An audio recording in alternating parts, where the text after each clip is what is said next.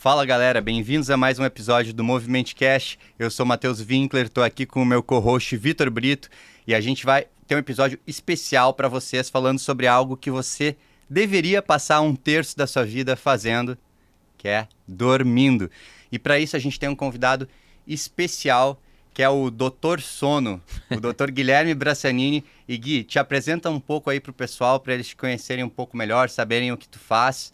E também, na sequência, já fala da relevância do sono para diversos aspectos da performance, que eu acho que a galera meio que subestima o papel do sono na nossa vida. Cara, primeiro agradeço a vocês aí pelo convite, cara, uma honra estar aí. Bom, cara, eu sou Guilherme Brassanini, sou torrino de formação, né, com ênfase de atuação em distúrbios do sono, principalmente distúrbios respiratórios do sono. Eu acho que nada melhor pra gente falar sobre esporte, desenvolvimento, performance do que o sono, cara. Então, só para pincelar inicialmente isso, vamos falar dos 4 principais pilares da saúde, que é a questão mental, o físico, a alimentação e o sono. Eu acho que isso engloba realmente a performance. Se o cara dorme bem, se alimenta bem, tem uma rotina de exercício físico e a parte mental forte, o cara vai performar, o cara vai ter resultado, né? Então, não tem como você ter performance, não tem como você ter resultado se você descontar em qualquer um desses pilares. E eu acho que o sono é o grande maestro de todos eles. Tenta se alimentar direito, fazer um esporte direito, sem dormir. Como que vai estar a tua cabeça no outro dia? Você vai estar nervoso, vai estar ansioso, não vai estar querendo ver ninguém, conversar. Então, a gente vai falar. É sobre isso que a gente vai falar nesse podcast. Quem nunca passou por isso, né? Teve uma noite mal dormida e no dia seguinte não conseguiu nem conversar com os amigos, nem ter uma parte social, né? Quem diz sobre performance, que é uma coisa que você precisa ter concentração, tá com a sua memória em dia. Então, isso é muito relevante, né? Cara, grande parte do nosso público aqui é médico, a gente tem muito médico aqui. E o médico que está ouvindo já sabe como é que é ficar aquelas noites de plantão e sabe como é que é, por exemplo, o apetite do dia seguinte, o teu controle do impulso alimentar. Então tem muita coisa que tá debaixo do iceberg, que às vezes as pessoas acham, não, eu dormi pouco, eu só tô cansado. Não, tu não tá só cansado, tu tá fazendo piores decisões, teu julgamento está prejudicado e com certeza a qualidade da tua vida em diversos aspectos vai ser muito, muito prejudicada. Exatamente, cara. Então você já começou falando uma coisa muito importante, questão de impulsividade. Se você não dorme bem, você age com impulso em tudo. Então seja numa resposta ríspida para alguém, seja numa compulsão de você pegar um brigadeiro segunda tarde e botar para dentro. Porque simplesmente você está agindo com um córtex não racional, que é o córtex primitivo, né? Então, uma das coisas que a privação de sono causa é a ativação de córtex primitivo, né? Então, a gente para de ter atuação do córtex mais racional para fazer a ativação de córtex primitivo. Então, isso daí, tanto para relacionamento, quanto para questão de compulsão alimentar, se alimentar de uma forma errada, ou não fazer um exercício físico, né? Porque o primitivo ele faz o quê? Economia de energia, né? Então o cara não vai querer fazer esporte, enfim, cara, o nosso sono, como eu falei pra vocês no começo, é uma maestro, vocês vão começar a entender o porquê. Legal. E é só para dar um contexto para a galera também, quando a gente pensa em cérebro, córtex primitivo que você está falando, é porque as funções executivas elas são mais relacionadas com esse neocórtex, córtex pré-frontal, e a gente perde muito disso, dessa capacidade de ter esse juízo, esse controle dessa camada, dessa camada do cérebro, e a gente age mais com emoção, mais com impulso. Então, realmente é uma coisa bem da evolução. A gente perde um pouquinho do que nos fez nos tornarmos humanos. Mas eu acho legal que tem um paradoxo aí, que à medida que a gente evoluiu também, a gente se desconectou dessa capacidade de dormir bem e a gente às vezes age mais primitivamente, mesmo sendo mais avançado tecnologicamente, porque a própria tecnologia veio para afetar de alguma forma o nosso sono. Então, conta aí um pouco para a gente como é que é a biologia do sono e como é que o sono era antigamente, como ele se tornou hoje e o que tu vê desse grande paradoxo? Não, cara, é interessantíssimo você ter colocado esse paradoxo, porque realmente é isso, né? Às vezes hoje em dia a gente age como saindo um pouquinho da parte primitiva, né? Com as tecnologias, com tudo que a gente desenvolveu, e nosso cérebro muitas vezes acaba indo para a parte primitiva para poder compensar isso, talvez, né? Sei lá, de alguma forma. Tem que pensar como que os homens das cavernas viviam. Como? eles ficavam em uma caverna completamente escura e usavam o fogo para iluminar ali aquela caverna, para poder se defender de predadores, né, tudo mais. Então, toda a nossa formação, até o advento de fato da eletricidade, à noite a iluminação era com fogo, com uma chama, né? Hoje em dia a gente tem exposição muito a luzes de espectro que realmente de fato prejudicam o sono, principalmente o espectro de luz azul que a gente fala que está no celular. Antigamente não existia isso. Então, o ideal mesmo é pensar como nossa evolução se deu, que foi com o uso de luz apenas para iluminar o básico. Então, à noite, o ideal seria realmente você ter só uma luz horizontal de espectro mais amarelado para o avermelhado ali, baixa, né? Nada de muita exposição. E o nosso ritmo circadiano, que circadiano significa em torno de 24 horas. Então, por exemplo, se você ficar preso num lugar totalmente escuro, ausente de luz, depois de alguns meses você ir para lá, você vai ver que 6 horas para frente andaram, sem você perceber. Então, nosso ciclo não é de 24 horas exatamente, é em torno de 24 horas. Né? Então, por isso, o que controla isso? É o ciclo claro e escuro. Então, antigamente, a gente tinha esse controle muito bem definido. Então, escureceu, é noite, está escuro, amanheceu, é dia, está claro. Né? Então, inclusive, as populações nas épocas mais antigas, elas tinham um padrão até mais matutino do que hoje em dia. A gente vê cada dia mais a vespertinidade tomando conta da sociedade. Indo dormir mais tarde, tendo às vezes que acordar mais tarde também. O problema é quando realmente começam a descontar no sono e dormem menos tempo. Aí é um problema que a gente vai começar a conversar, quantidade, qualidade, a gente vai entrar nesse espectro aí também mais pra frente. Mas se você quer ter uma boa noite de sono, respeitando o seu padrão circadiano, cuja orientação principal é o ciclo claro e escuro, é o maior sinalizador do ritmo circadiano, a gente pode até conversar sobre outros sinalizadores, mas o principal é o claro e escuro. Você respeitando isso, você de fato vai ter uma melhor qualidade de sono. Então, não só pelo fato de à noite você não ser exposto a muita luz, mas também ao acordar você ser exposto a ela. Legal saber disso, porque na minha cabeça vem várias particularidades da higiene do sono que todo mundo fala, né? Então, você falou sobre a exposição à luz e tem outros fatores relacionados. Até você comentou que iria falar mais pra frente e comenta pra gente quais são os outros fatores relacionados. Tá, então assim, quando a gente vai falar de sinalizador, né, são padrões que você vai durante o teu dia sincronizando que é certo horário. Então, o ritmo social é um deles, né? Então, por exemplo, o trabalho. Você entra a tal hora, sai a tal horas. Horário de refeições. Todas essas rotinas que você atribui ao seu dia está, de certa forma, sincronizando também o seu ritmo. Você está entendendo que aquilo ali faz parte, entendeu? Então, são pequenos sinalizadores, mas eu falei para você, nenhum deles é tão forte como o claro e escuro.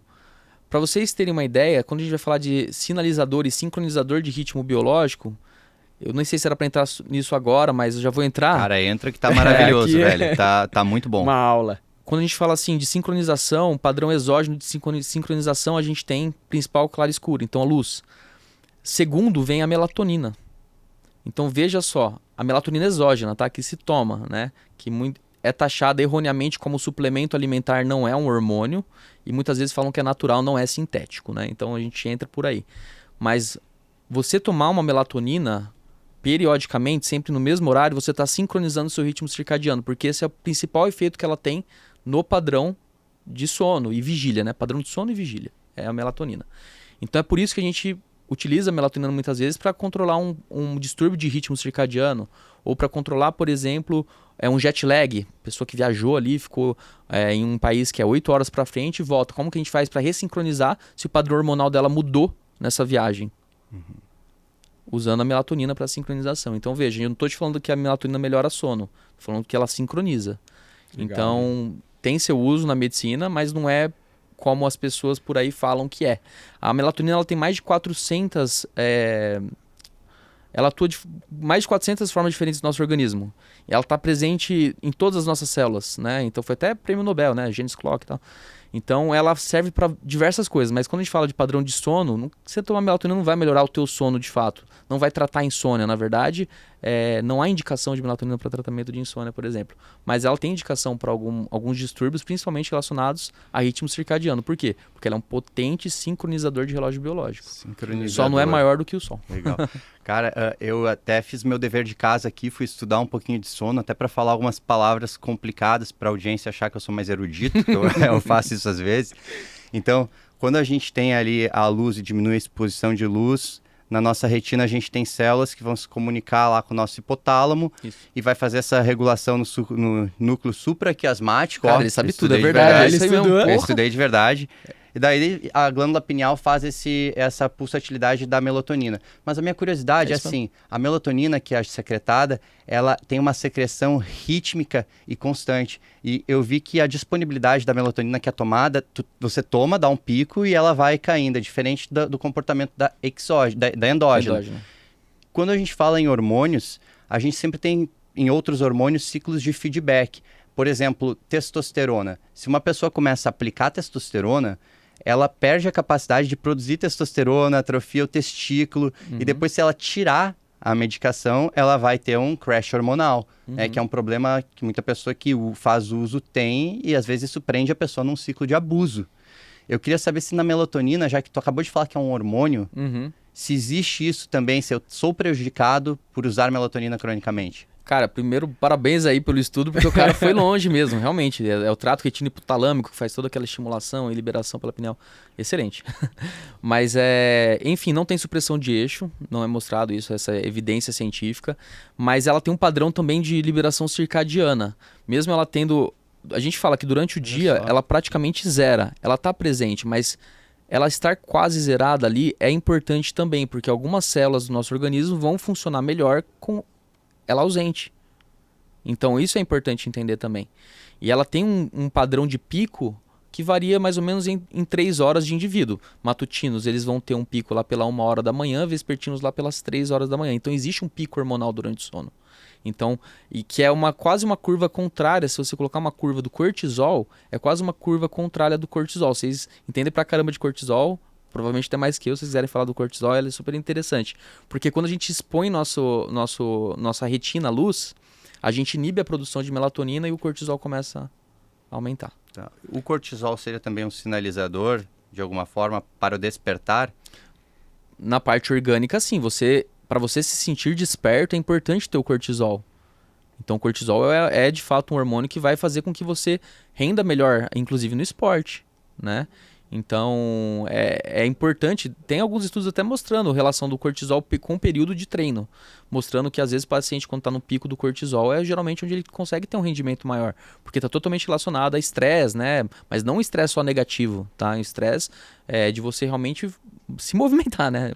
Então, é interessante entender isso. Se você pegar um padrão de curva da melatonina e do cortisol, você vai ver que elas são praticamente contrárias. Então, a melatonina praticamente zerou, o cortisol começou a subir. E é interessante para você entender que muitas vezes, lembra dos homens das cavernas, a luz começa a entrar na caverna de manhã. Então, começou a entrar na caverna de manhã, tá começando a entrar na retina do cara. Então, o cara automaticamente começa a ter... Você tá com o olho fechado, mas tá tendo estímulo. Você começa a ter uma despertabilidade mais natural. Então, é interessante até pro nosso dia a dia. Como que é o seu quarto? É totalmente escuro? Pro sono é muito bom, mas para você despertar talvez nem tanto.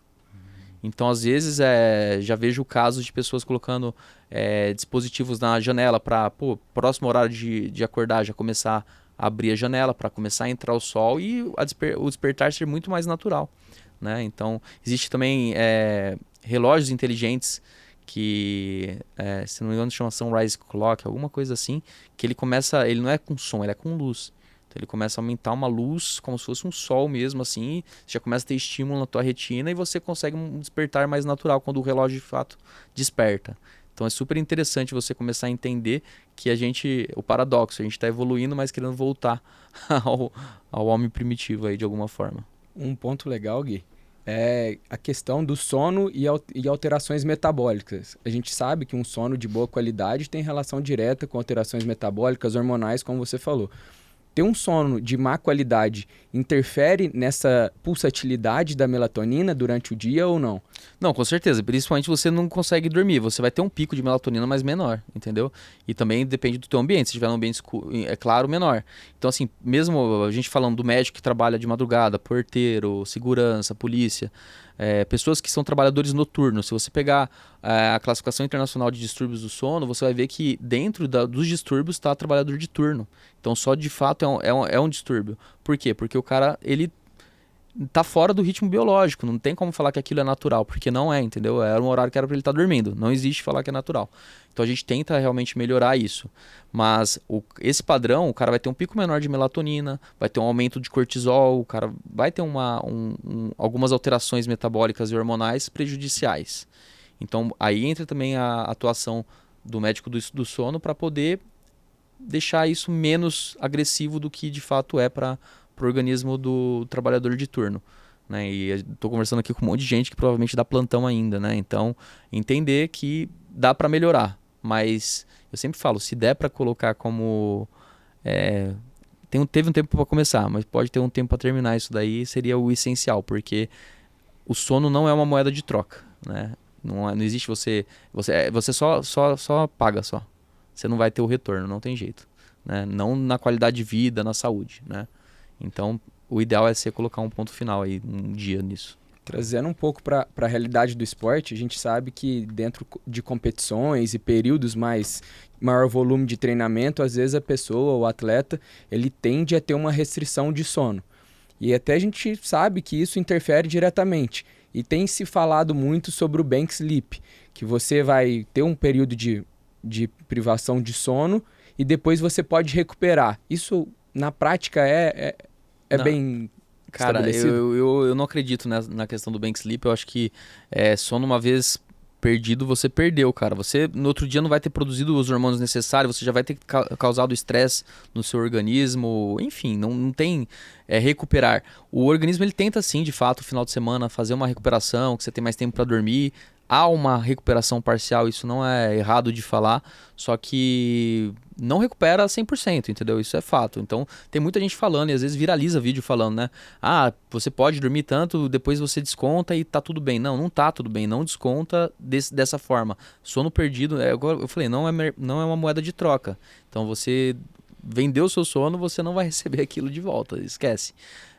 Mas o que você pode fazer realmente é tentar manejar para que você consiga fazer uma power nap, que você faz um cochilo durante o dia que pode melhorar um pouquinho. Isso daí você pode conseguir fazer, entendeu? Mas quando a gente está falando de esporte, de atleta, cara, descontar no sono, você está fazendo a pior coisa possível, podemos dizer assim. Porque é durante o sono que tem toda a parte de restauração metabólica, hormonal, temos o maior pico de GH durante o sono. Se você está aprendendo um movimento diferente, se é um cara que sei lá, você arremessa dardo, ou você é nadador que você tem que ter movimentos específicos, é uma memória muscular que você está gerando ali, uma memória de movimento. E você precisa de sono REM para ter uma memorização de movimento também, entendeu? Então, tem muitas questões que o sono é primordial para que você tenha uma performance. Então é por isso que os estudos mostram que o atleta precisa dormir até mais do que um indivíduo normal. Então é o contrário, não tem que privar para treinar mais, é o contrário, o cara precisa dormir mais. E você vê grandes atletas falando isso, o próprio LeBron James, o que você faz para ter alta performance? Tem um vídeo dele que viralizou, ele fala, eu durmo. Isso aí. O cara falou, a primeira coisa que ele falou, eu durmo. Falando no basquete, tem um estudo que é um estudo pequeno, que é um estudo americano, que pegou jogadores de high school de basquete. Não é um número muito grande de participantes, acho que, se não me engano, algo entre 30 e 50. E daí acompanhou eles durante toda uma temporada.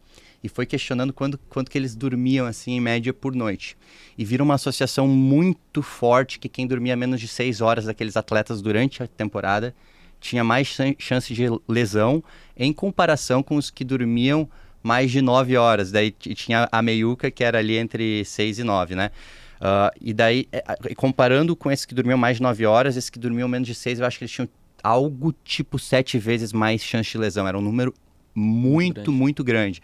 E aí tem um outro estudo que esse aí já tem uma relevância maior, que é uma revisão narrativa de 2021 chamada Sleep and the Athlete. Ela está no British Journal of Sports Medicine, gratuita, e lá fala um pouquinho, eles mencionam isso do bank sleep, e ele fala justamente nessa revisão que não tem consenso quanto a isso, que tem muita coisa que tem que entender se é ou não é bom, só que eles trazem essa recomendação para o atleta, só que não é porque ele vai, de alguma forma, mitigar o efeito da noite mal dormida. Eles trazem assim, olha, antes da competição, esteja dormindo bastante, que vai fazer bem para ti nesse período, e saiba que é melhor tu dormir bastante vários dias, e se tu não conseguir dormir daí muito bem um dia, tu não vai ser tão afetado do que se tu tivesse dormindo pouco cronicamente, daí no dia da competição tu também dormisse menos. Então o que eles trazem é que essa estratégia do Sleep Bank diminui a ansiedade do atleta na noite pré-competição se ele não conseguir dormir tão bem.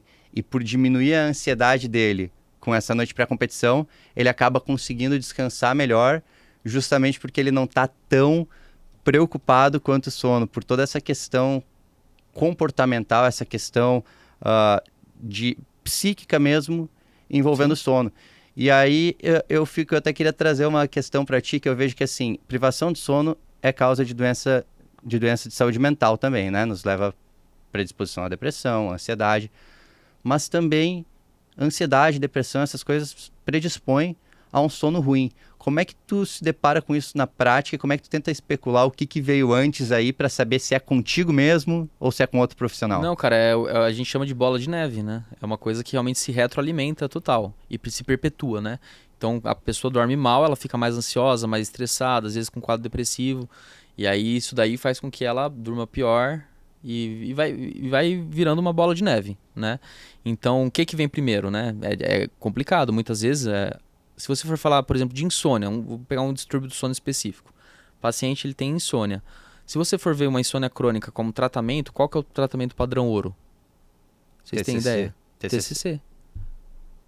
Terapia cognitivo comportamental para insônia. É o padrão ouro para tratamento de insônia crônica. Então veja só, não está entrando com medicação, não é durma, cara, vamos controlar isso daí, vamos entender o que está acontecendo, quais são os padrões de sono, mexer na parte ambiental, higiene do sono, possíveis gatilhos, entendeu? E tratar.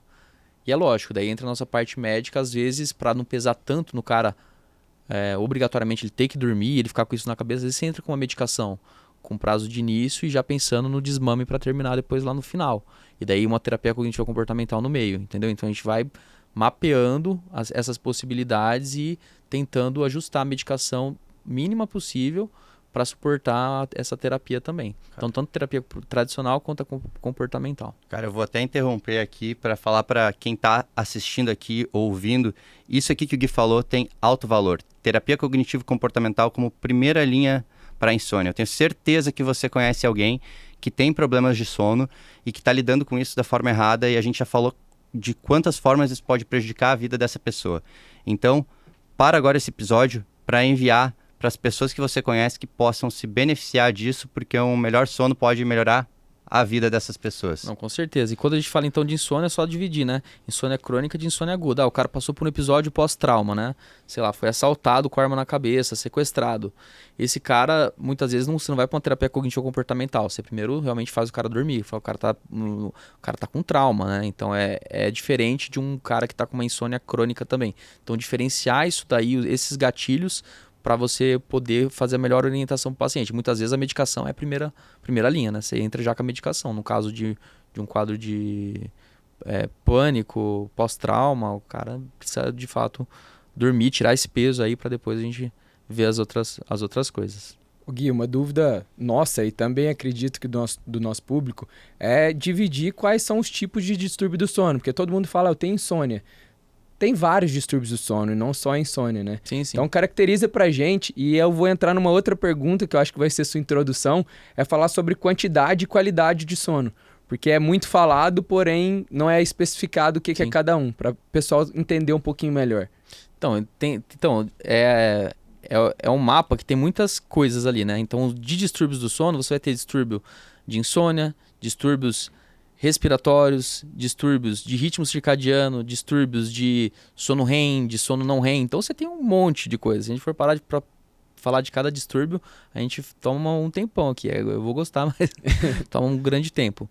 Mas é interessante entender, então, que a insônia e a apneia do sono são os maiores distúrbios relacionados ao sono. Tá? Então, incidência mesmo que você vê em população. Então, 1/3 das pessoas tem apneia, não sabe? 1/3 das pessoas tem insônia. Se você perguntar em relação, se você tem um problema do sono, 70% da população vai falar que tem algum problema relacionado ao sono. 70%? Então, é uma incidência muito alta. É variável de estudos, mas por que esse número pode ser menor ou maior? Porque tem pessoas que têm e não sabem também, né? Então, quando você pega o agregado, você chega num número em torno de 70% de distúrbios relacionados ao sono. Ô, né? Gui, então, eu sei que se tu fosse entrar, tua expertise é apneia, ronco e sono de forma geral. Se tu fosse falar disso, tenho certeza que tu teria horas para falar. Mas assim, queria que tu falasse um pouco quais são os sintomas que devem preocupar uma pessoa para que ela pense assim, cara, eu tenho que procurar um médico especialista em sono, porque às vezes as pessoas não têm noção disso, elas só acham, ah, não, eu tô dormindo pouco, ou tô dormindo mal, ou é por causa de estresse, mas quais são os sintomas que devem preocupar alguém para essa pessoa ir te procurar, por exemplo? Cara, existem diversos, né? Se a gente for falar de uma privação de sono mais há pouco tempo, às vezes o cara fala, pô, tô acordando mais cansado, tô mais nervoso, mais ansioso, esquecendo algumas coisas que estão acontecendo no meu dia a dia, que antes não acontecia, dificuldade de raciocínio. Eu era tão rápido para fazer uma pergunta, um raciocínio clínico, por exemplo, dar um diagnóstico. Hoje em dia eu tô me sentindo meio travado, às vezes eu esqueço muitas coisas, né? Tô numa cirurgia ali, esqueci de pedir um material que, pô, sempre pedia. Então são coisas de dia a dia, cotidiano, que você vai vendo que começam a desandar. Então, às vezes, numa rotina atribulada, que você fica muito preocupado com o trabalho, etc., você não consegue ver esses pormenores e acha que é uma coisa normal ou até mesmo passageira, né?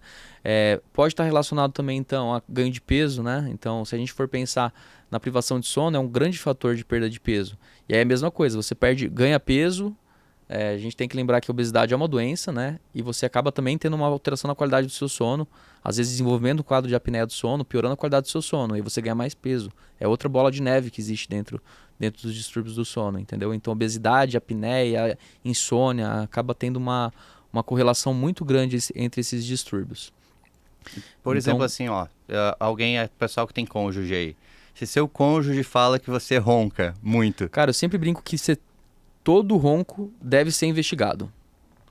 A gente, quando vai falar de distúrbios respiratórios do sono, a gente tem principalmente o ronco primário. Na verdade, o ronco primário, ele nem cai, quando você vai pegar aquela classificação, ele nem cai nos distúrbios respiratórios do sono. Ele cai como um outro distúrbio, mas por quê? Ele é primário. Ele não afeta de fato o sono. Vai afetar talvez quem está do lado. Então, o ronco é uma vibração dos tecidos moles da garganta, é um som. Quando essa vibração dos tecidos moles já é relacionada a um quadro de obstrução, seja parcial ou não, ou seja, entra menos ar. Obstrução do quê? Obstrução da via aérea. Então obstrui a via aérea, mais estreita, vibra mais, entra menos ar por dentro dos pulmões, menos oxigenação, que é o que a gente chama de apneia e hipopneia do sono, né? Apneia é quando tem uma obstrução completa, hipopneia é quando tem uma obstrução parcial. E uma outra coisa é a resistência da via aérea, né? Que às vezes o paciente faz esforço para manter ela aberta, consegue manter, só que o tempo inteiro ele está fragmentando o sono. Então isso também é um distúrbio. Então às vezes o cara está ventilando normal, não está tendo nenhum problema, só que o cara está tendo fragmentação do sono devido a um esforço da via aérea para manter aberta durante o sono. Então aí a gente está falando de distúrbio, que está alterando a qualidade do cara. O ronco primário, como que a gente investiga isso, né? Então, só para o pessoal entender, polissonografia. Existem diversos tipos e cada uma tem uma indicação precisa, assim, quando eu posso usar uma mais resumida, quando eu tenho que usar uma mais completa. Por exemplo, chega vocês aqui, pacientes jovens, não são obesos, vem com uma queixa frustra de ronco. Eu vou pedir um exame de oximetria noturna, que é a polissonografia do tipo 4? Não, porque provavelmente não vai ter apneia que cause desaturação. Mas talvez você está falando, pô, tô acordando cansado pra caramba, etc. Será que é uma resistência de via aérea? Eu preciso de uma polissonografia do tipo 1 ou 2 para identificar isso, entendeu? Então, saber qual exame pedir, você não tem que pedir o exame para saber o diagnóstico. Você tem que já pensar muito bem no diagnóstico para o exame só confirmar aquilo, entendeu? Então, quando eu peço uma polissonografia, eu estou pedindo o exame que eu quero entender. E se vem fora do meu raciocínio clínico, eu tenho que falar, caramba, será que o exame está errado? Não é questão de falar, pô, mas e a humildade? Mas falar, pô, talvez sim, cara, talvez vamos abrir esse exame, ver como é que foi as marcações de apneia mesmo. Daí, às vezes você entra em contato e vê que às vezes teve alguns erros, porque é examinador dependente total, né? Então, você tem que ter um raciocínio clínico e pedir o exame para vir a favor do seu raciocínio clínico. Se for fora disso, pode ser alguma outra coisa. Por exemplo, paciente muito sonolento, chega pra mim, um exemplo de paciente que eu peguei há pouco tempo. O paciente chega sonolento pra caramba. Eu falo, pá, esse cara tem todo um perfil de ter apneia. Faço o exame dele, pô, não tem nenhuma alteração anatômica, nada. Mas ele fala, pô, meu namorado fala que às vezes eu ronco, tal, tananã. Você fala, pá, será que tem uma fragmentação do sono envolvida, alguma coisa assim? Fez a polissonografia completamente normal, a polissonografia do cara. Você pega o wearable dele, aí você vai falar da utilidade do wearable, né? Você vê que o cara dorme com uma rotina, uma frequência adequada de sono. Sempre no mesmo horário, quantidade de sono, etc. O wearable, cara, a gente sabe o que é wearable, mas explica pro pessoal aí quais são os wearables para sono, o que isso significa. Wearable é dispositivo vestível, né? Então, o relógio, por exemplo, é um wearable, que ele consegue identificar algumas coisas relacionadas à sua saúde e não só ao sono. Então, wearable para monitorização do sono, muitas vezes existem anéis, relógios, cada vez está aparecendo mais coisas aí. Mas é interessante entender que ele tem a utilidade, a gente pode conversar sobre isso também. Mas então chegou esse cara, que eu falei, pô, não é uma apneia do sono, vamos conversar um pouquinho melhor, vamos entender um pouquinho melhor disso. Conversando com o cara, ele tava com alguns problemas ali de familiares, tudo mais, etc. Eu falei, cara, você tem depressão? Cara, nunca fui diagnosticado com depressão. Falei, vamos fazer assim, vai para um amigo meu que é psiquiatra, conversa com ele. Ele foi diagnosticado como ele estava entrando em depressão. Então, a sonolência excessiva diurna, cansaço, é um sintoma precoce de depressão. Então, o cara estava depressivo, entendeu? Então, pô, foi todo raciocínio clínico ali, a gente pediu o exame, não tem alteração no sono. O problema dele era uma questão mental.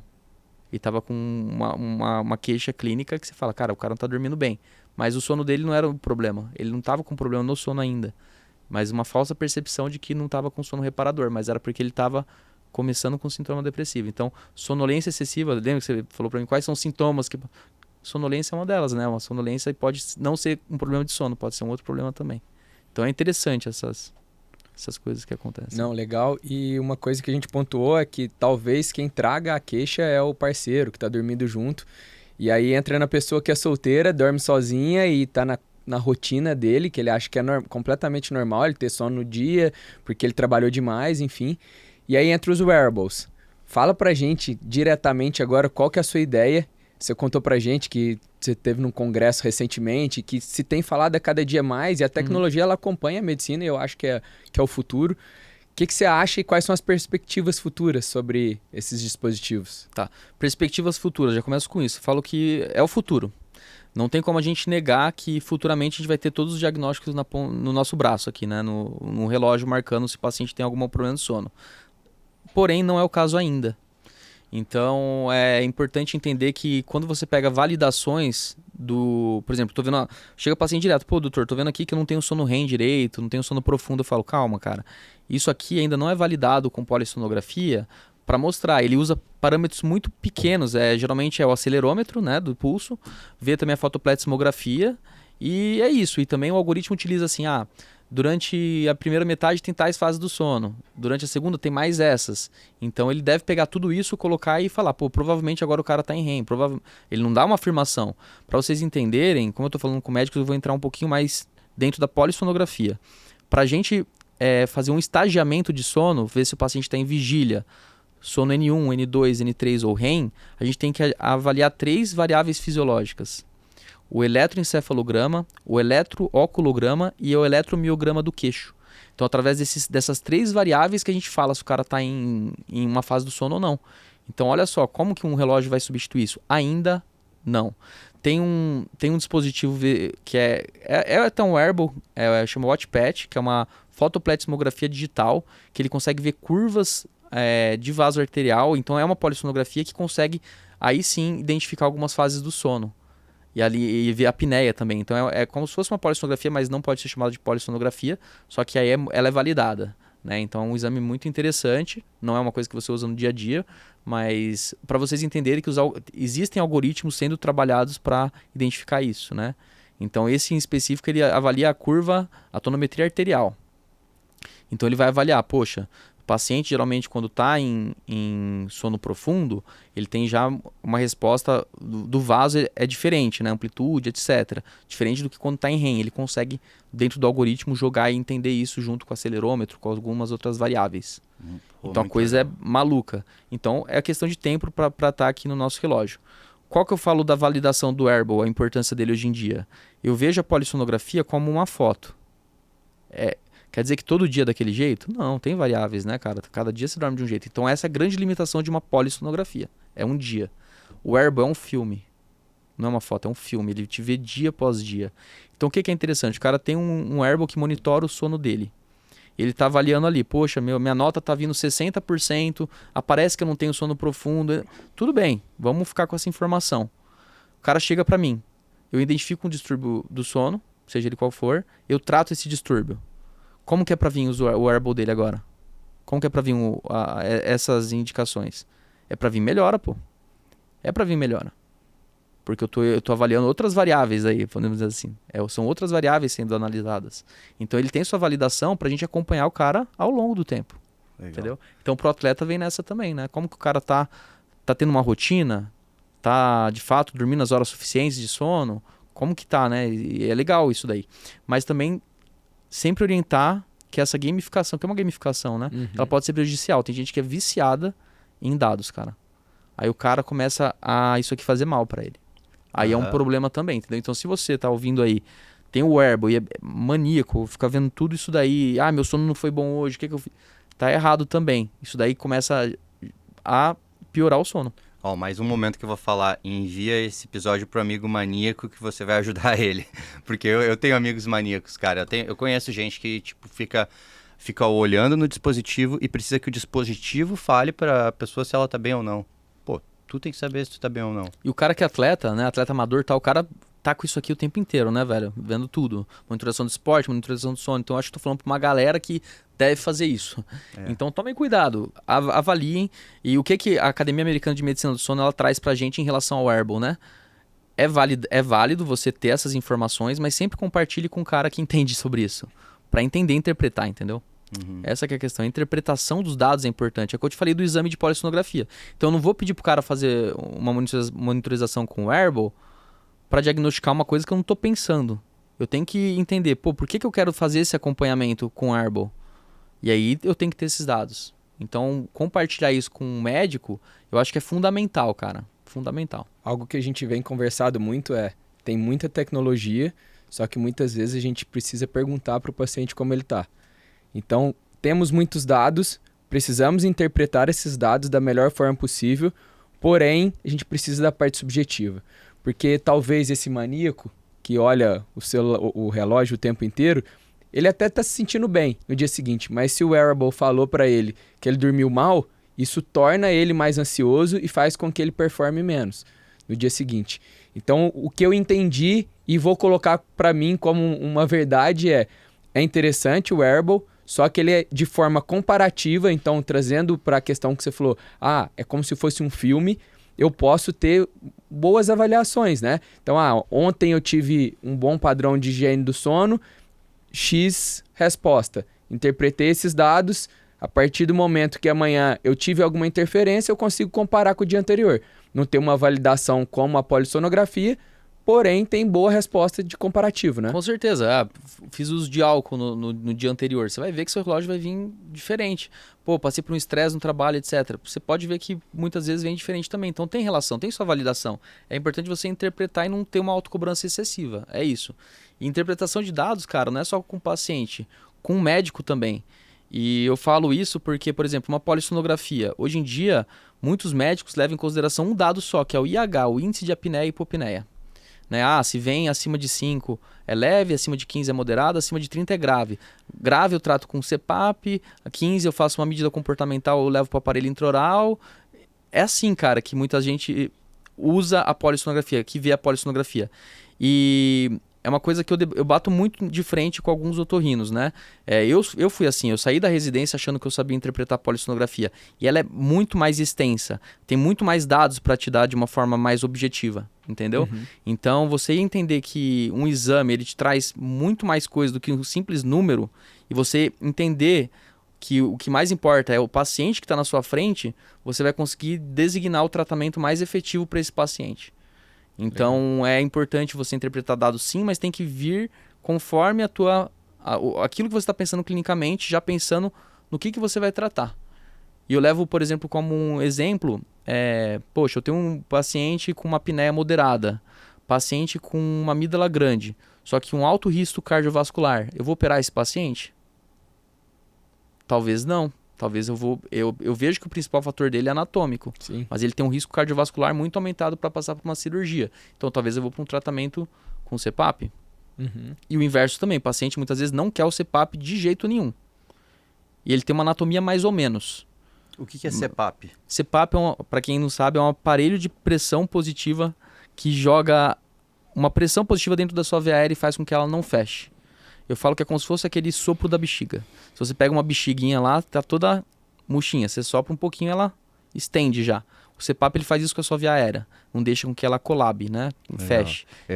E a pressão de CPAP, ela varia de cada paciente, né? Eu pedi para falar o que era, porque a gente usa termos, né? Porque grande parte do pessoal que escuta é da área da saúde, mas a gente tem muita gente que também é o atleta amador, que é a pessoa, cara, que vai se beneficiar de verdade de ouvir isso e de saber até que ela tem outras alternativas, que às vezes a pessoa não sabe que o problema que ela tem, ela pode ir num médico que vai resolver, que de repente esse problema é uma apneia do sono, que vai ter pico hipertensivo, que vai piorar a qualidade de sono, e que esse paciente ele pode passar contigo, fazer uma polissonografia, ter uma indicação de um CPAP e mudar 100% a qualidade de vida dele.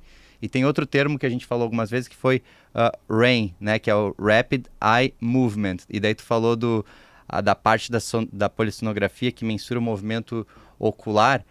E eu queria que tu falasse um pouquinho, Gui, assim, dessa diferença dos sonos do N1, N2, N3 e por que existe mais REM nas fases finais, nos ciclos finais do sono. Então conta um pouquinho pra gente o que é um ciclo do sono, o que acontece principalmente nos primeiros ciclos, quanto que eles duram e o que acontece nos últimos ciclos, até pra gente trazer pro nível de consciência a importância, a diferença entre dormir talvez 6 e 8 horas para quem tem um ciclo de tamanho regular. Nossa, você tá falando, eu tô falando, puxa, tem tanta coisa para falar ainda, cara. Mas legal, vamos tentar resumir essa parte. Então primeiro, REM não é sono profundo, né? Então muitas pessoas acham, poxa, REM, tô dormindo bem profundo. Não, o REM, que é o Rapid Eye Movement, é uma atividade cerebral durante o REM, é semelhante à vigília. Então se você pega para ver o eletroencefalograma, você vai ver que as ondas cerebrais elas estão muito semelhantes ao que a gente está acordado. E o REM ele é interessante porque você começa a fazer movimento rápido dos olhos, por isso que o eletroencefalograma é importante como uma variável para a gente avaliar as fases do sono. E a gente fica em atonia, de uma forma muito inteligente. E por quê? O que é atonia? É um relaxamento completo de toda a musculatura do corpo. Isso é um mecanismo até mesmo de defesa, porque durante o REM é onde a gente tem mais sonhos vívidos. A gente sonha em todas as fases, mas durante o REM é um sonho que é totalmente roteirizado, parece um roteiro de filme, de cinema, é colorido, você sonha que tá jogando bola, que tá voando, que tá fazendo umas coisas assim, que às vezes você acorda e fala, meu Deus do céu, isso era sonho mesmo? Não é possível. Isso é sono REM, né? Então, para nosso organismo se defender disso, a gente fica em atonia, para não ter manifestações corporais daquilo que a gente está vivendo em sonho. Para não tentar basicamente pular da janela e voar enquanto eu estou dormindo. Exato. E daí lembra que eu falei que existem vários distúrbios do sono? Existe distúrbio comportamental do sono REM. Não vamos entrar nisso, mas existe, né? Que daí seria um distúrbio. Quer saber um deles? É a paralisia do sono. Você já teve paralisia do sono? Já, horrível. Já ouvi falar, mas... Paralisia do sono é o cara acordar em REM. O cara tá com atonia muscular, não tá se mexendo. E aí, como ele tá em REM, o cérebro dele tá meio confuso dos sonhos e tal. Então, a sensação, muitas vezes a pessoa fala que tá passando por uma atividade paranormal, muitas vezes. Uma sensação de peso no peito. Por quê? Porque tá relaxada a musculatura, o cara não consegue puxar o ar daquele jeito, entendeu? Então, tem toda aquela sensação de que, às vezes, tem alguém em cima, pressionando e não consegue se mexer. É agoniante até, né? Conta a sua experiência, Matheus. Cara, a minha experiência, eu tava deitado e tinha uma luz, um túnel, alguém falando comigo, e de repente eu abri meu olho e eu enxergava o meu quarto e parecia que tinha um lençol, assim, em volta de mim, me prendendo muito forte, tipo camisa de força, como se eu fosse uma pupa, assim, sabe? Cara, horrível, assim, daí eu fiquei numa agonia e eu não conseguia, tipo, não sabia o que estava acontecendo, e daí daqui a pouco eu acordei. E depois pensei, caraca, isso daqui deve ter sido aquela famosa paralisia do sono que falam. Foi assustador, cara, foi assustador. Mistura sono e realidade, né? Uma coisa que às vezes você não sabia se você estava dormindo ou se já estava acordado. Mas assim, é entender que é um distúrbio benigno, né? Mas ele acontece mais quando a pessoa está, às vezes, estressada, ansiosa. Isso aumenta bastante, né? Tem pessoas que têm maior predisposição, tem gente que nunca passou, tem gente que passa sempre. Eu tive uma vez, uma vez.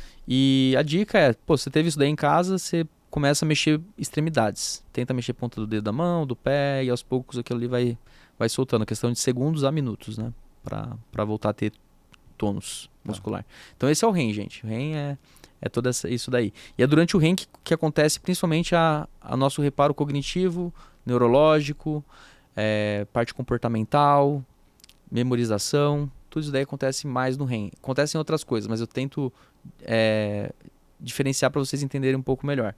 Durante o sono profundo é o contrário. Então a gente tem sono, também conhecido como sono de ondas lentas ou sono de ondas delta. Então são ondas bem lentas, bem lentificadas. Nosso cérebro fica no movimento cerebral bem, bem lentão. Tanto que se a gente acorda nessa fase do sono, parece que passou um trator em cima. Então por quê? Porque você está em sono profundo, né? Sua onda cerebral está toda, né, daquele jeito. Então é durante essa fase do sono que também acontece maior parte de reparação neuromuscular, cardiovascular, glicoinsulinêmica, acontece principalmente relacionado aí então à N3, né, parte metabólica, hormonal, cardiovascular. A gente vai pensar mais em sono profundo. Não que não ocorra essas trocas, em REM também alguma coisa, mas só para ter esse entendimento da importância de ambos, né? E tanto chegar em sono profundo quanto em REM não é tão fácil assim. Então, pessoas que têm, por exemplo, a apneia do sono e fragmentam muito, elas ficam em N1 e N2, que são estágios mais leves, que também tem sua importância, só que não como N3 e REM, né? Então, no N2 tem coisas ali importantes acontecendo, alguns grafoelementos que estão relacionados à memorização, ao aprendizado e tal, mas não como REM, entendeu? Então, é importante você ter um tempo adequado de sono em cada situação, sendo que o REM, em toda a vida, ele não muda. Então é entre 20% e 25%. E o N3 ele vai variar de 15% a 25%. Só que quando a gente envelhece, a gente perde capacidade de fazer sono profundo. Olha que porcaria, né? Aí não falando assim, o idoso não precisa dormir tanto. Não, ele não consegue. E uma outra coisa existe estabelecido, eu sei que isso é individual para cada um tempo em cada fase? Então, aí a gente tem então ciclos, né? Aí a gente entra no ciclo. A gente tem de 4 a 6 ciclos de sono por noite. Uhum. E em cada ciclo a gente percorre N1, N2, N3 e REM. E daí volta tudo de novo. Então são 4 a 6 ciclos desse jeito. A gente faz mais sono profundo na primeira metade e mais sono REM na segunda metade. Então o ideal é que tenha uma distribuição, uma arquitetura do sono adequada durante todo o sono. Então às vezes o cara você olha lá no laudo do exame da polissonografia, vem lá, o cara tem 25% de REM. Mas você vê que o cara fez 2 episódios longos de REM e um sono todo quebrado. Fala, poxa, tá com o tempo adequado, mas a estrutura não tá legal. Então não é só o tempo, é o modo que é distribuído essas fases, entendeu? É lógico, é muito importante o tempo, tá? É menos grave o cara ter normal um tempo normal de sono REM com fragmentação, né, do que o cara não ter nada, né? Mas também é uma questão, a distribuição do sono REM, ela também é importante, não só a quantidade. É muito legal essa questão que tu falou, de que na primeira metade do sono a gente tem mais sono, mais de CN3, e a gente aumenta a proporção daí de REM nos últimos ciclos de sono. E isso me faz pensar na pessoa que às vezes prejudica o sono para estudar, porque tem alguma coisa importante, alguma prova, algum concurso, e a pessoa constantemente fica se deprivando de sono. Então, se a pessoa dorme menos, ela está justamente se privando daquela última parte do sono, que é onde ela mais iria estar consolidando memória de fato. É isso. Isso. Então, a pessoa que está estudando para um concurso, assim, para ela, tem que dormir. Essencial dormir bem. Dormir. Então, eu falei, nunca é moeda de troca, volto lá. Nunca desconte no sono, cara. Ele é um maestro da vida. Então, você tá descontando no sono, você tá fazendo errado. Seja pro esporte, pro aprendizado, para um concurso, você tem que dormir. Não tem como, cara. É lógico, às vezes a vida te exige que você durma menos pro trabalho, foco.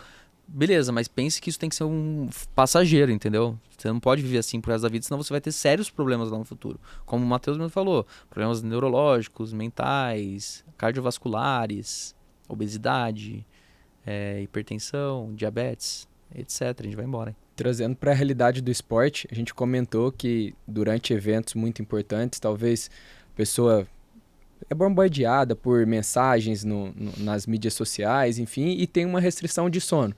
Como você mesmo falou, não existe entre aspas, o bank sleep, então não tem como recuperar, então sono perdido. E a gente fala de performance no outro dia. como que esse atleta consegue performar tanto em questões de recuperação muscular, que a gente falou que é na primeira fase do sono.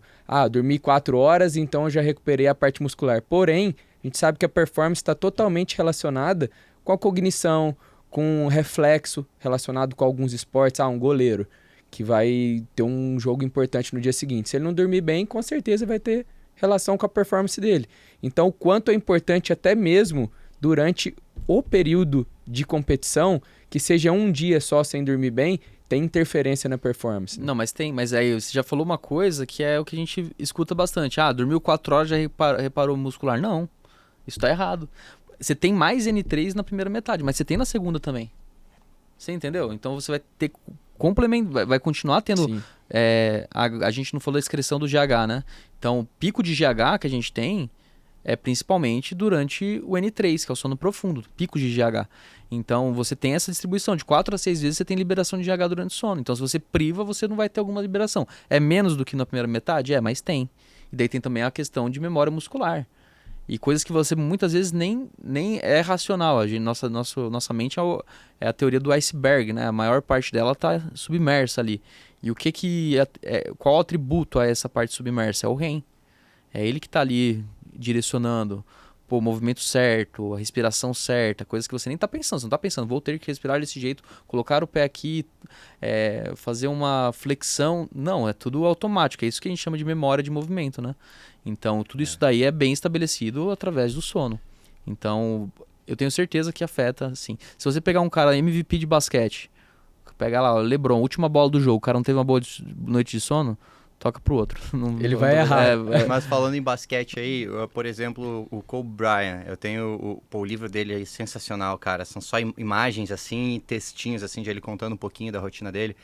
Aquele cara era um hard worker, Mamba mentality, assim. Ele era muito focado. E ele acordava mais cedo do que todo mundo. E antes da galera chegar para treinar, ele já tinha feito a preparação física dele. Só que quando eles chegavam, eles encontravam ele dentro do carro, dormindo. Porque uma meia hora antes da galera chegar, ele ia tirar uma soneca. E daí ele começava o treino coletivo. Fala um pouquinho pra gente, assim, qual que é o poder desse nap, assim, o que ele pode fazer? Tem algum benefício de fato? Ajuda quando a pessoa tá mais restrita? Rola fragmentar o sono? Então, primeiro nós não somos polifásicos, né? Então, quando a gente vai falar de... O que é isso, né? Polifásico. É dividir as fases, o sono em fases, né? Então, às vezes tem gente que fala, o Leonardo da Vinci dormia fragmentado a cada 2 horas. Eu acho que isso não é verdade, né? Então, nós somos indivíduos que somos monofásicos. Então, a gente dorme uma vez por dia. E aí, tudo bem fazer uma soneca, né? Tem culturas da siesta, já ouviu falar cultura da siesta? Onde que às vezes eles dormem e fazem um ciclo de sono no meio da tarde também, né? Mas a gente falando de soneca, o power nap é aquela soneca curta. O cara não chega a entrar em sono profundo e nem REM, entendeu? Então ele só realmente dorme, fica leve, faz uma limpeza de adenosina, que a adenosina é aquela... Quando a gente gasta ATP, que é energia, a gente está produzindo adenosina que se acumula no nosso cérebro, lá no prosencéfalo basal, que é o disjuntor do nosso cérebro. Se acumula aquilo de uma forma suficiente, você tem uma pressão de sono e dorme. Então, junto com o padrão circadiano, que é o outro, você tem a noite de sono. Então, se você dá um cochilinho ou toma um café, na verdade, você dá um cochilinho, você limpa a adenosina. Você toma um café, você está tendo uma competição com os receptores de adenosina. É por isso que a cafeína tira um pouco o sono, né? Então, está relacionado muito a essa questão da adenosina. Está muito relacionado também a você ter um controle, é como se fosse um controle mental mesmo. Não necessariamente você ter que dormir, mas você fechar os olhos, entrar em relaxamento, aquilo ali, respiração, isso daí também são fatores que ajudam, não necessariamente só você entrar em sono. Então ajuda você realmente a acordar mais disposto, né? Então tem pessoas que falam, eu quero ter um power nap, acordar voando, o que eu faço? Se você não for sensível à cafeína, você depois do almoço toma um expresso e tira um cochilo. Você vai acordar com a cafeína começando a fazer o efeito, mais o efeito da soneca. E qual que é o tempo dessa soneca para não entrar nessas fases profundas de sono? Cara, 20, 30 minutinhos, geralmente eu falo, senão pode ter risco de entrar Se ultrapassar o período, já começa a entrar nas fases. Isso aconteceu já com todo mundo. Quem nunca deu um cochilinho e falou, vou aumentar um pouquinho aqui, vai, domingão à tarde, daí você acorda 2 horas depois, azedo. Nossa Um termo interessante que você falou é o coffee nap, né? A gente fica falando de várias terminologias aí, mas é interessante a gente falar porque o público ele lê e quer saber o que significa. Então é exatamente isso que você falou, né? Sim. Desse cochilo associado com a cafeína para tentar atuar diretamente na adenosina, né? Exatamente, é isso. Que está relacionado com o cansaço. Com o cansaço, E falando em coffee nap, eu entro no coffee, né? A parte coffee da coisa, o café, cara. A gente sabe que tem pessoas que metabolizam cafeína mais rápido, outras metabolizam mais devagar. Eu sou um cara que sou metabolizador lento, mas amo café. Isso várias vezes ferra meu sono. E eu vejo muita gente falar assim, eu posso tomar café até tarde, pra mim não me afeta nada. Comenta um pouquinho sobre isso. Tá, então a cafeína ela não vai agir só na latência do sono, né? No fato de fazer você não dormir, mas ele altera também a arquitetura. Então a cafeína ela fragmenta, cara. Então assim, não é legal. Mesmo você dormindo fácil, você vai ter um sono de pior qualidade com a cafeína, entendeu? Então tem que ver se é um metabolizador rápido ou lento. Cara, mesmo o metabolizador rápido da cafeína, o cara tem que parar o café lá pelas 3, 4 horas da tarde no máximo, entendeu? Mesmo metabolizador rápido, para não afetar a qualidade do sono. Pô, muito massa. Ô, Vitor, o que tu aprendeu até então aí? Aprendi 1 milhão de coisas. Eu acho que algumas coisas interessantes sobre qualidade, quantidade do sono, algumas questões sobre o sono REM e as fases, os ciclos do sono, que é super interessante saber na primeira metade, na segunda metade. A gente entrou no âmbito de atletas. A gente comentou até um termo que é do jet lag relacionado com o sono e que eu queria também pontuar aqui. Quais são as estratégias para diminuir ou tentar prevenir uma alteração, um distúrbio do sono relacionado com jet lag? Geralmente você se adaptar um dia antes ao destino, né? Então começar já a fazer atividades relacionadas ao destino no avião. Pô, mesmo que você pegue um voo, vai para Dubai. Entrou no avião, é horário de Dubai. Então, pô, tô com sono, mas lá já é dia, segura um pouco. Tenta entrar no ritmo de lá, entendeu? A gente pode, como eu falei para vocês, nesse caso, fazer terapia de luz, muitas vezes. Então, pô, em Dubai é dia, então o cara não vai ficar no avião escuro, porque vai apagar a luz lá. Você vai botar a luz. Muitas vezes existem até uns óculos de luz para terapia de luz. Enfim, você vai estar exposto à luz. Lá escureceu, mas aqui é dia. Fecha a janelinha do avião, bota um negocinho. Você tem que começar a entrar na rotina lá, circadiana do destino.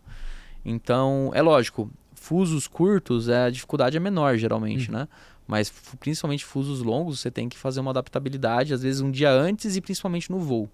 Cara, eu adorei o conceito de sinalizador, cara. E a melatonina que tu falou que é sinalizador, nesse caso, tu acha que vale a pena? Sim, você chega no destino, porque, por exemplo, Dubai é 8 horas pra frente, sua melatonina se produz 1 hora da manhã aqui, lá é 8, 9 horas da manhã, certo?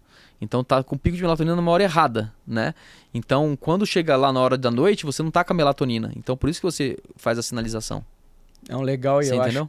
Eu acho E sempre no mesmo horário lá. Mesmo horário. Tem que ser sempre no mesmo horário. Sempre no mesmo horário. A tomada para estabelecer o ciclo circadiano. É uma sinalização. Então você está sinalizando o seu organismo que está acontecendo aquilo, entendeu? Eu passei por isso recentemente porque eu fui para o Japão. E para mim foi muito difícil me adaptar. Eu até, com os meus conhecimentos com relação a jet lag, a gente fazia com atletas em várias viagens, eu tentei fazer comigo mesmo, instruir meus pais a fazerem, meu irmão, e exatamente como você falou, tentar entrar no horário de lá, só que para mim foi muito difícil. Eu falei tanto e ao mesmo tempo eu fui o que mais tive dificuldade. E a teoria de que a cada dia você adapta 1 hora do horário local, para mim foi exatamente isso. Porque eu demorei uns 8, 10 dias para poder chegar mais ou menos perto da minha realidade. E para voltar foi pior ainda. Eu tava contigo nesse período, cara. Eu lembro bem. E eu tive todos os sintomas relacionados com o distúrbio do sono. Eu esquecia de tudo. Eu perdi o horário vários dias assim do trabalho, eu perdi o horário. Na minha performance no trabalho alterou. No esporte, eu sou apaixonado em jogar tênis. E o tênis está relacionado não só com reflexo, com controle de movimento, com raciocínio rápido e também a parte física. Eu tive completamente queda de performance. Teve um dia que eu cheguei e falei, eu tenho que parar. Cara, nos atletas, às vezes a gente não tem tempo de adaptar essa adaptação que o Vitor falou, né? De 1 hora por 1 dia por hora de fuso. A gente não tem tempo porque às vezes a viagem para algum local, ela não antecede em tanto tempo assim a competição. E aí, nesses casos, a gente muitas vezes utiliza Zolpidem para o cara que não consegue dormir, porque diferente de usar um benzodiazepínico, isso não afeta o reflexo dele no dia seguinte, etc.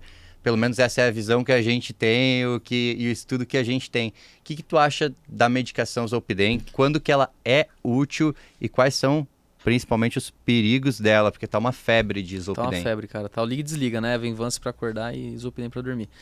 Mas o Zolpidem, cara, é uma puta medicação, as drogas Z como um todo, né? Não só o Zolpidem, Zopiclone, enfim. Ele é uma droga GABAérgica, né? Então, o que é isso, né? Quando a gente dorme, o principal neurotransmissor que tá ali é o GABA, né? Então, nosso cérebro se inunda de GABA. Enquanto durante o dia a gente tem alguns hormônios da vigília, que é a histamina, a noradrenalina, endorfinas, enfim. Então, durante a noite, nosso cérebro se inunda de GABA. O Zolpidem, ele faz isso, ele liga a chave do GABA. Então, inunda nosso cérebro de GABA. Por isso que depois de 2 horas em média, ele perde o efeito. Então, se você acordar 3 horas depois, você não está sonolento, nada. Vai estar sonolento relacionado à tua noite, não à medicação. Ele também não altera a arquitetura do sono, né? Então, não tem relaxamento muscular. Então, se a gente entra na parte dos benzodiazepínicos, eles alteram a arquitetura, aumentam o risco de apneia do sono e também tem um efeito rebote muito maior, mais residual do que o Zolpidem. O Zolpidem praticamente não tem efeito residual de sonolência pós-uso, nada do tipo. Mas ele pode causar amnésia retrógrada, pode causar dependência. Quando eu comecei a mexer com sono, isso em 2018, a gente não se via tanto esses efeitos colaterais. Na verdade, era vendida a medicação como uma medicação, poxa, não tem efeito colateral nenhum, a pessoa vai super bem, não vicia. A gente viu, com o tempo, provou que, na verdade, tem alguns efeitos e ela pode causar uma dependência tão importante quanto do benzodiazepínico. Uma amiga minha que é psiquiatra, a Mari, que ela fez no Bairral a residência, que é um hospital particular. E ela falou que tem muito médico lá internado por dependência de Zolpidem. Eu não sabia que existia uma dependência de Zolpidem a esse nível, mas ela falou de pacientes que utilizavam 50 comprimidos num dia. Cara, é um número absurdo. Sim, e muitas vezes eles não lembram por causa da amnésia retrógrada. Então, às vezes, eu sempre falo, se você vai usar a medicação, você leva o comprimido pra cama. Você não leva a cartela. Porque às vezes dá uma amnésia que você fala, não tomei ainda. E toma alguns comprimidos sem perceber. Isso acontece em algumas pessoas. Então, tem que ter bastante cuidado no uso do Zolpidem. Não tem como, cara. E qual seria uma forma de tentar ter um desmame com relação à medicação do Zolpidem? Aí depende do que o cara tem. Né? Então, se for um caso específico, é no dia do teu jogo, cara, você tá com a pressão mental ali, no outro dia você tem que estar 8 horas performando, e você tá, final de campeonato, o cara tá nervoso, um comprimido de Zolpidem, talvez numa situação dessa, bem orientado pelo médico do clube, etc, ou o cara que acompanha ele, tá tudo bem, entendeu? Então, nesse caso, não vai ter que ter uma preocupação tão excessiva. Agora, o cara que tem já um uso prolongado, aí é coisa diferente, né? Então, o desmame é igual um desmame muitas vezes de benzodiazepínico.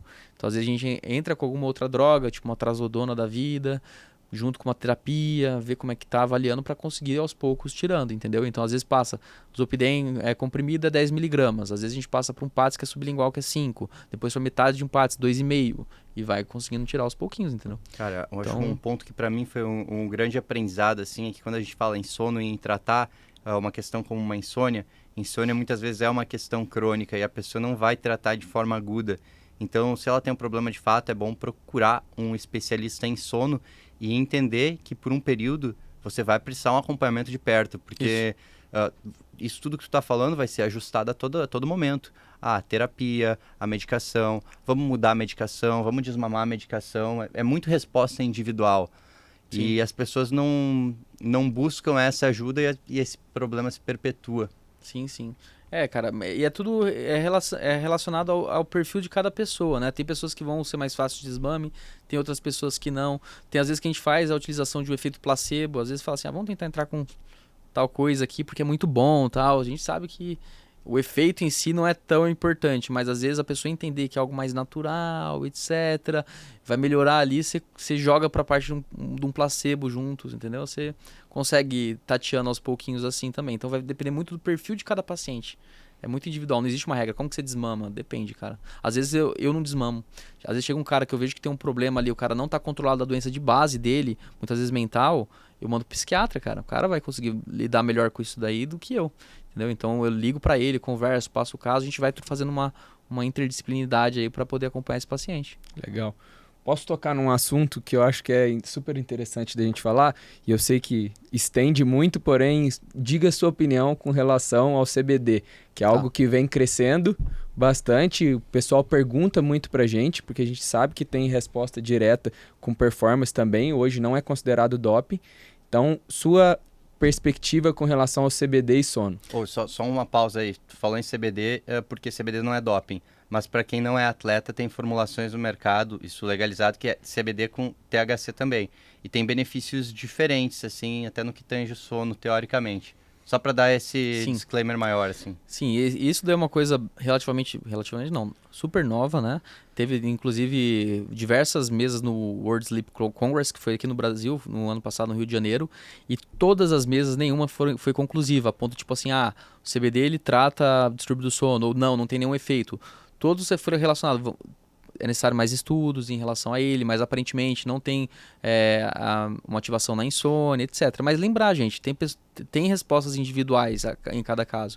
Então, se tem o CBD tem um efeito muitas vezes na ansiedade, isso daí já é comprovado, o paciente às vezes melhora a parte de ansiedade, estresse, e isso é a causa da insônia do cara, o cara vai melhorar o sono. Né, de uma forma, não que está melhorando o sono de fato, tratando a insônia, mas tratando um distúrbio primário ali que gere isso. Mesma coisa para tremores. Às vezes o paciente tem um tremor muito importante e tudo mais, isso daí atrapalha na indução do sono. O cara tem tremores antes de dormir. E ele melhora isso, vai acabar melhorando também o sono. Então eu consigo te dizer para esse lado que eu vejo as respostas. E os estudos ainda não são conclusivos a respeito disso. Mas eu não sou cético, eu acredito que tem uma importância e que a gente vai ver a evolução dos estudos, mostrando que pode ter algum uso sim. Não, legal. E o que você falou é o que eu acredito, é que ele trate ou tente melhorar a causa do problema e não atuar diretamente no sono, né? A gente precisa de muito mais estudos, mas eu acho que vai evoluir muito para esse lado, porque está tendo resposta com o uso, né? Sim. Eu falo assim pro paciente, cara, às vezes o cara chega com uma alteração no sono. Lembra que eu falei no começo? Foi a primeira coisa que eu falei no podcast, dos pilares. Então, antes de a gente olhar o sono, entrar com medicação, não entrar com medicação, vamos colocar na mesa cada pilar. Como que tá a tua parte física? Vamos primeiro pedir alguns exames de sangue, ver se está tudo controlado, se não tem uma anemia associada, uma alteração de tireoide, não tem outra questão orgânica aí envolvida. Você faz exercício físico de rotina, como que tá o físico em geral? Então a parte orgânica. Como é a sua alimentação? O que você toma? Faz abuso de cafeína? Não se alimenta com nutrientes adequados de fato, come muito mal, come à noite, muito tarde, quantidade, não se hidrata. Como que tá a parte mental? Pô, tá muito ansioso, tá estressado, problema no trabalho, familiar, o que tá acontecendo? Pô, tá tudo isso aqui desandado, é lógico que o sono tá horrível, cara. Não adianta você vir aqui eu falar pra você de sono, a gente tem que conversar sobre outras coisas, né? Então, muitas vezes aí vem a multidisciplinaridade. Vamos tratar, vamos acompanhar com um psicólogo, vamos tratar com um endócrino, enfim, entendeu? Gui, cara, sensacional. Sensacional. Tu trouxe luz para vários aspectos sobre sono. Tu é um cara que tem um pensamento... Eu gosto muito do teu pensamento, que tu tem esse negócio de não ser cético às coisas. Quando a gente fala em sono, poxa, é algo que a gente faz desde sempre, mas a gente ainda está estudando muito sono e tem muito que a gente não sabe. E às vezes as pessoas, porque tá numa área nebulosa do não saber, elas criticam alguma coisa. E tu é o cara que questiona. E eu gosto muito disso. Tu é o cara que questiona, que traz assim, cara, isso a gente sabe por A mais B, isso aqui é incerto, vamos ver o que vai acontecer. Então, tu clareou demais, assim, para mim, muita coisa, para a audiência, tenho certeza que clareou muita coisa. Um resumo que eu queria trazer aqui pro pessoal é que se você tiver com sonolência diurna excessiva, se você estiver sentindo que você está cansado, que você está mais impulsivo, que você está ganhando peso, que as coisas não estão rendendo, que o raciocínio está lento, e se te falarem que você ronca, sim, todos esses são sinais para buscar um especialista. E você aqui está na nossa frente, é o Dr. Sono, é um cara que eu sei que é super competente, um cara no qual eu confio, um cara que eu indico de olhos fechados. Então eu queria que tu falasse um pouquinho do teu trabalho, de onde te encontrar, das tuas mídias sociais. Cara, então, eu atendo aqui em São Paulo, né, cara? Faço telemedicina, né? Mas eu sempre falo pro paciente, eu sou muito sincero e justo em relação a isso. Quando a gente tá falando principalmente de ronco e apneia, a gente tem que fazer uma avaliação da via aérea, cara. Então a gente tem que olhar isso daí. Então, assim, às vezes o cara vem de fora, uma telemedicina, e não consigo fazer uma avaliação adequada da via aérea. Eu fico sem ferramentas para poder indicar um tratamento correto. Então tem que ter essa questão aí. Mas eu tô em São Paulo, cara. Eu fico na Alpes Clinic, na Oscar Freire. Minhas mídias sociais vão estar aqui embaixo, em algum lugar, não? Vão estar. Com certeza. É @Dr. Guilherme Brassanini, né? No Instagram. E, cara, é isso. Precisar qualquer coisa, manda um direct, chama lá, a gente conversa e vai ser um prazerzaço. Fala assim, vim do podcast Movimente. Fala vindo do episódio do Movimento Cast que você ganha de presente um abraço. Ô Gui, queria te agradecer muito pela presença, foi uma aula pra mim, assim, foi incrível tudo que você falou, a maneira como você falou foi muito didático, muito simples de entender. E eu queria só para finalizar, antes de você falar suas palavras finais, fala um pouquinho pra gente só sobre alguns tópicos de higiene do sono, como se estivesse dando dicas para os nossos pacientes e para o nosso ouvinte. Tá, então vamos pincelar isso aí bem rápido, porque eu acho que tem que ser prático. A higiene do sono, primeiro, ela não começa à noite, ela começa na hora que você acorda. Então eu falei, cara, primeiro, rotina. Rotina de horário de acordar, dormir e acordar. Então, vamos lá. Primeira coisa da higiene do sono, rotina. Horário de dormir, horário de acordar. Acordou, não fica enrolando na cama, despertou, levanta, né? Aí faz suas coisas, cara, toma um banho, faz seu café, etc. e toca a vida. Lembra que existem sinalizadores durante o nosso dia também. Então é legal que você tenha horário para comer, horário para socializar. Isso daí são pequenos sinalizadores que vão mostrar que durante o dia você está em certo horário sem muitas vezes precisar do relógio, né? Isso é uma coisa bem interessante. Chegou a noite, cara, então 3 horas antes, cara, para de fazer qualquer coisa relacionada ao teu trabalho, né? Tenta relaxar a tua mente aí. 2 horas antes, larga teu celular, né? 2 horas antes, para de ficar exposto à mídia social. E também para de... É a última refeição nesse horário, cara.